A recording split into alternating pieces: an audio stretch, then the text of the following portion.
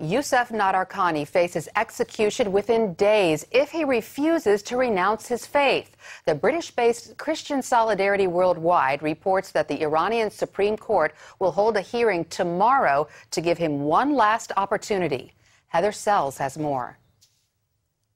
Yousef Nadarkhani has already refused to recant his faith in court, and the British group Christian Solidarity Worldwide says he has one more chance. As far as we understand, he will be asked again whether he wishes to recant.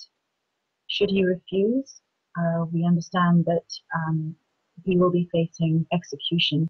CSW says Iranian law doesn't even define apostasy or its punishment.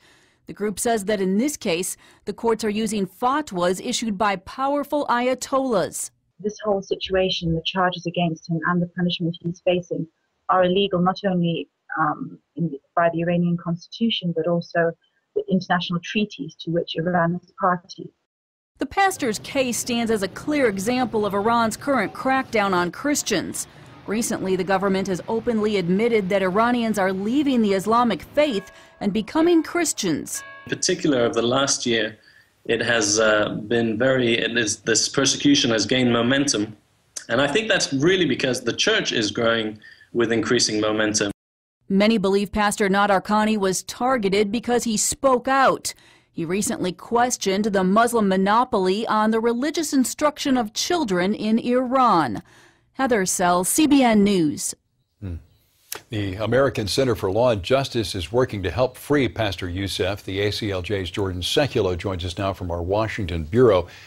Jordan, how close is Pastor Yousef to being put to death?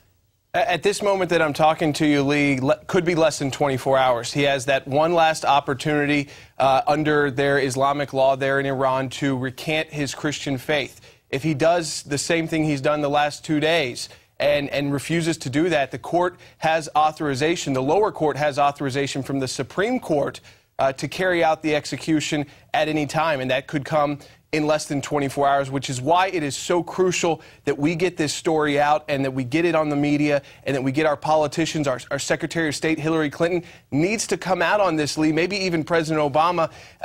We had a statement from Ambassador Susan Johnson-Cook, who does religious freedom issues, but we need to go a step higher here and really let the Iranian regime know that if he hangs, if this man is killed just because he is a Christian, we're not going to blame some court system in a northern province in Iran on the Caspian Sea. We're going to blame President Mahmoud Ahmadinejad and the Ayatollah. Why has Pastor Yousef been targeted? It is very interesting. You know, the last person executed for apostasy was in 1990, so it is very rare.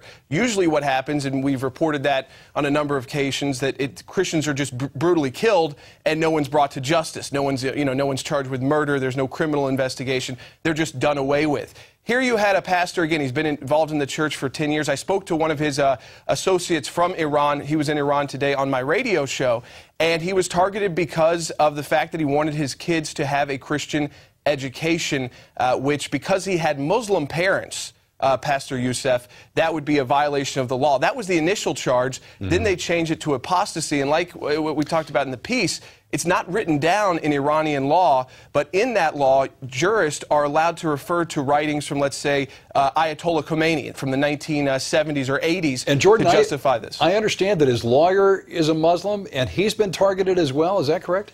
And that's one, I think, story about this. It's important for us to know as Christians that he has a very brave attorney we've been working with very closely, who's a Muslim human rights expert recognized around the world, sentenced to 9 years in prison and had his bar license revoked. He could appeal that, but he's still, of course, handling this case. So we can't forget that there are those of different faiths who are willing to risk their own lives, their own careers, to save others. But I'll say this, Lee, to kind of close. Iran today has threatened to put warships on the U.S. coast in the Atlantic and is about to kill and sanction the killing of a Christian pastor. And at the UN, we're not focusing on the threat of this country with a possibility of a nuclear weapon, and we see how they treat their own people. Imagine how they treat us. Jordan, would you keep us posted on this? Absolutely, and I ask everybody to pray for Pastor Yousef and his attorney and his family and children. We'll certainly do that. Thank you, Jordan Sekulow.